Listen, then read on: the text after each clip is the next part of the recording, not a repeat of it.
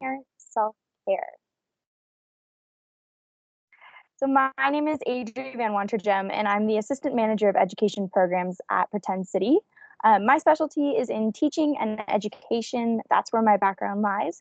And so we're super excited to jump in to this topic today. I've got my colleague Anna Page as well, and I'll let her introduce herself. Hi, everyone. I'm Anna Page, the Director of Education, and my background is in political science, and I focused on community development, so how diversity and equity is involved in the lives of young children. And then also my master's degree is in human development and social change, so really specialized in social emotional development. I'm also a mom of 2 young children. I have a daughter who's 6 and a son who's 3, so I'm totally living this every single day. Thank you, Anna. So today's topic is self-care. And as you know, the new year starts and we all make New Year's resolutions and have those conversations, self-care comes up a lot. And so before we kind of jump into this presentation, we're going to talk about what self-care actually means. So self-care, the way that we like to think about it, is caring for oneself first, above all the other responsibilities and all of our, our children, our spouses, who rely on us. It's caring for ourselves first. And in order to be the best caregiver for your child, you need to care for yourself first to make sure that your physical, social, and emotional needs are all met, so that you can be there for your child. It's a great way to relieve anxiety, agitation, stress, lack of energy, and disappointment as well. And it's a great way to restore that value to yourself as worthy of investing your time in. A lot of times our attention and our sense of value gets divided between caring for the kids, caring for the house, and things like that, working as well. And so self-care is a great way to shift that mindset back towards yourself as worthy of spending time on.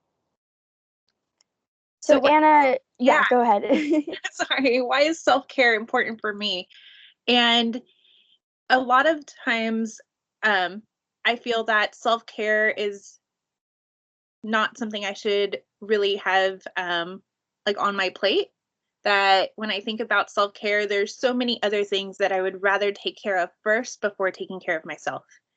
And that's often the myth that we hear across parenthood, that they think that, taking time for myself can be selfish.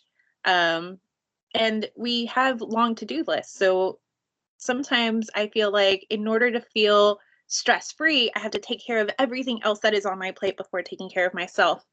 But in reality, if we're not taking care of ourselves first, how can we be our best selves in everything else that we do, whether it's in our workplace, as a parent, or just out in the community? So if we're having, sleepless night, we haven't had breakfast, what kind of experience are we being in the environment that we're in?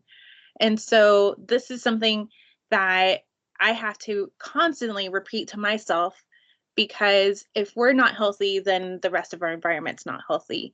Oftentimes we talk about Maslow's hierarchy of needs with young children, that there's a foundation that children need. So they need to be fed, have a shelter, proper housing, in order to boost their self-esteem and support their mental health and everything like that. So think about that example as a parent, that we need to be fed as well.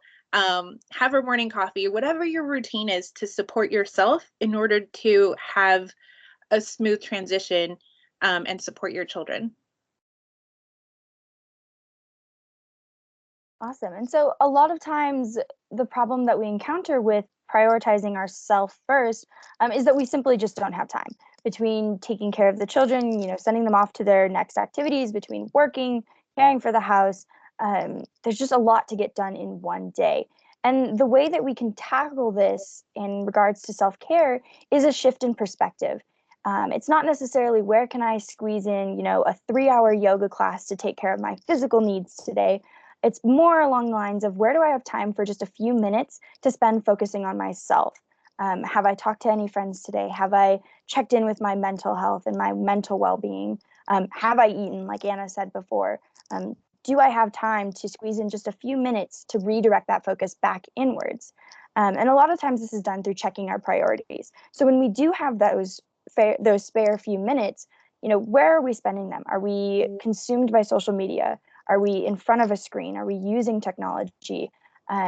What's catching our attention in those free moments? Is it a distraction, or is it something that's going to better my well-being? And so that's one way that we can kind of shift that perspective, is through checking our priorities. Another way is by starting small. Like I said before, we're not always going to have time for that 3-hour long class, or taking a mini vacation in the middle of the week, but starting small with just a few minutes each day, where you redirect that focus back towards yourself, is really key in setting these self-care habits. Is it a few minutes in bed in the morning? What do I have on my plate today? Checking in with myself before I start the day. And whatever it ends up being for your routine, as long as you keep it consistent, that's where you're going to see the most benefits of self-care, is when you make it a consistent part of your routine, and it's something that you're continuing to value amidst the craziness of a busy week.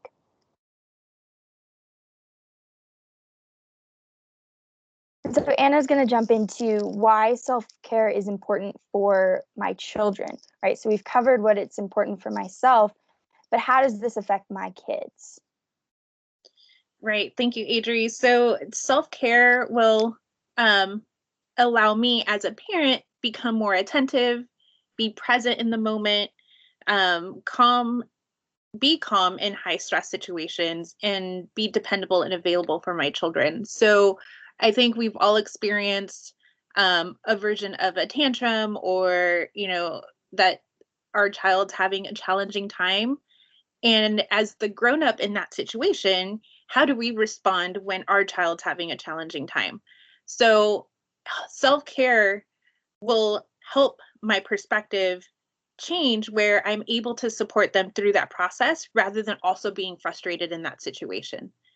And it's been a life changer, because if my child's having a difficult time, I know what their needs are rather than just also being in that challenging experience with them.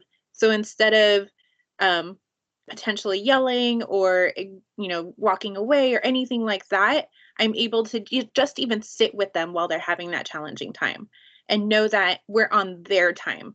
So however long it takes for them to go through that process, that you're there with them to support through that whole experience until they're calm, and then you can have that discussion of, like, why were they having a challenging time.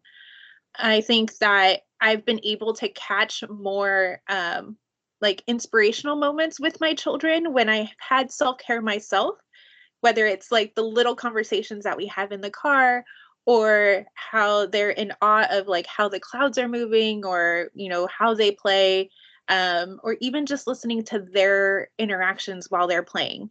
When I'm stressed out, my mind wanders and is constantly thinking about the next thing that I have to do. But once I've taken care of myself, I've noticed that I get to hear all the neat conversations that my children have with each other as well. Absolutely, absolutely. It just allows you to be more, available for your children, because your needs are met first, and so then you can address, your children's. And so now let's dive into ways that we can put this into practice, right? So making this part of something that we're moving forward with. So one of the first ways that we can put this into practice is by embracing the principles of restorative mindfulness. Now, I know mindfulness is a buzzword nowadays, it's very popular, redirecting that focus to the present moment. But restorative mindfulness really focuses on the mind and body medicine concept, where there's a connection between our physical state and our mental state. So focusing on one particular thing intentionally and with our whole attention as it is in front of us allows our body to relax and connect with our mind, so that we can better respond to situations. Restore focus to the present moment and only the present moment, not being consumed by what has happened in the past, or what I have going on for the rest of the day, but just strictly focusing on what's in front of us. And it's avoiding that judgment that reinforces negativity. So instead of judging ourselves for continuously getting caught up in what has already happened, we acknowledge the past. Okay, this morning was crazy. The kids were running everywhere. I might have lost my temper. So acknowledging that and then moving forward, okay, how can I better respond in the afternoon? For example, I acknowledge that I was stressed. I acknowledge that it's been a difficult morning for myself. I'm going to take a few moments to myself, reflect on that so that I can be better moving forward. And just acknowledging those distractions and redirecting ourselves to the present helps us restore this mindfulness, which allows us to have that energy again to tackle the next thing. And so we also have the concept of putting it into the practice through pressing pause. So stopping whatever you're doing, taking a physical breath, and then reflecting on the moment. Like Anna said, this can really help in those difficult situations when your children are having big emotions. They're running around the house. It's kind of a crazy morning. When you press pause during these high stress situations, it gives your mind and a body a chance to assess and evaluate a response. So we're not reacting to the situation full of emotions. We're tired. We're charged in that way, but we're responding to what the need is from our children at hand. And when we practice self-care, it allows us to make this mental shift to responding rather than reacting. So the big emotions your child is expressing in that moment, like I said, how to better communicate your expectations to your child, and which tasks need to be done and which can wait. All of those things can be addressed when we press pause and take a moment to reflect. Exactly. And I've had a couple of those experiences even this week where, my kids were fighting with each other, and it's really difficult even to communicate to them when they're so focused on, who has like the toy or trying to get, their jackets on or anything like that, that one of the practices that we use in my house is we press pause and we say, okay, like clearly, we're having a difficult time with this transition. And so we say freeze, and then we do some sort of physical activity to get their mind off of, whatever challenging thing is happening.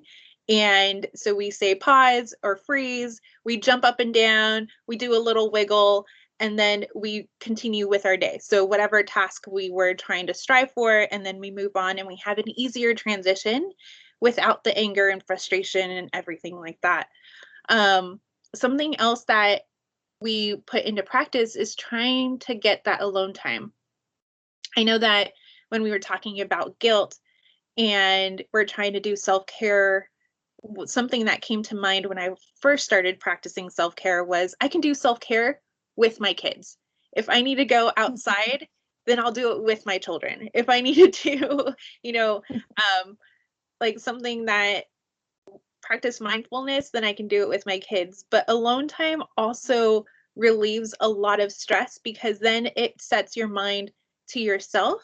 Do self reflection to make sure that you're your best self without having to think about, what your children are doing in that same space.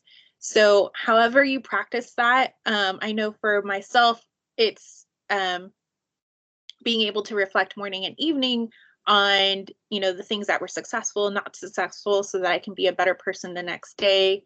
And also practicing like physical, mental, and emotional health is really difficult. So when I first started practicing self-care, just getting that meal in was my first struggle. And then, as soon as that was my routine of being able to just have lunch instead of working through the day, then the next step was to have a healthy lunch. Because if we put in, healthy things in our body, then we'll just continue to grow and be healthy as well. And we talk about this with children all the time, right? We want the best for our children, but it's sometimes difficult to be able to relate that to ourselves. And then with physical, moving on to mental and emotional, like it's all a domino effect and it's all interwoven. So trying to take small steps at a time, because if we want to change everything overnight, it's overwhelming. And then in my case, like I give up. I was like, there's too many things to change and I'm just going to give up. So it's one small thing at a time, on your timeline that works for you. Taking time outside, really, just getting that sunshine in, whether it's by yourself or with your kids, it really takes you away from the everyday routine and helps, just think about what matters and have those conversations with your children about, what do you see? And the leaves are changing, or, what about the weather and different things like that to open up those conversations with your children.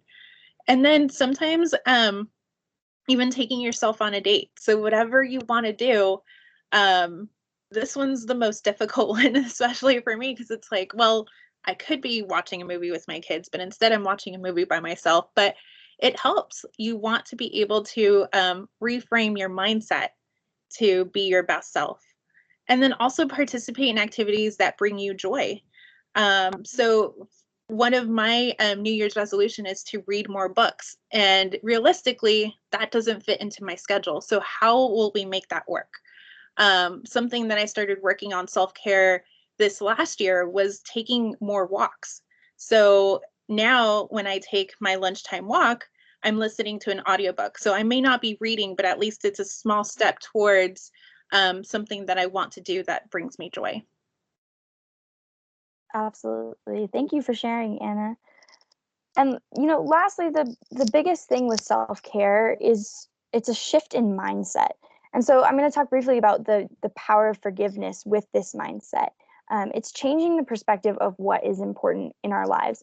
As parents, as in caregivers, that tends to be our children, right? We prioritize them above everything else. We want the best for them in every moment of the day. And the shift in mindset occurs when we realize that in order to best address the needs of my children, my needs have to be met first so that I can acknowledge what's happening in the moment, so that I can see opportunities for better communication. Your needs have to be met before you can address the needs of your children. And so changing the perspective of what's important in our lives and allowing that forgiveness of, I tried to get in those extra steps today, or I tried to, have that meal alone by myself today, but I just wasn't able to.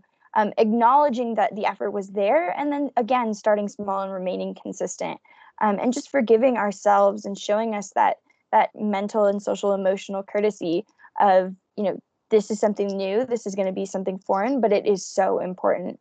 And just realizing that being the best parent you can be in any given moment requires a level of reflection, of grace and kindness towards yourself first.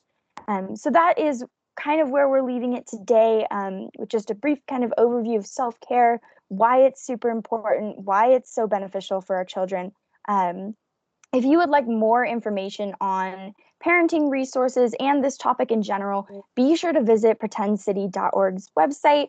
There's tons of resources in the blog section of our website, as well as our Play at Home guide, ways to engage your child in playful learning experiences, and tips to help kind of keep yourself a priority as well. So I hope you guys all enjoyed this presentation. We look forward to seeing you next time on January 20th, where we tackle some family mental health tips, tricks, and awareness with Start Well, a mental health consultation for early care and education. So thanks so much for joining, everyone. Anna, anything else you'd like to add before we sign off for today? Just that if you have any questions, feel free to reach out to us. Adri and I are both available. We also do phone calls, so if there's something that in the presentation today that you have additional questions about, just feel free to reach out. Great. Thanks so much, everyone.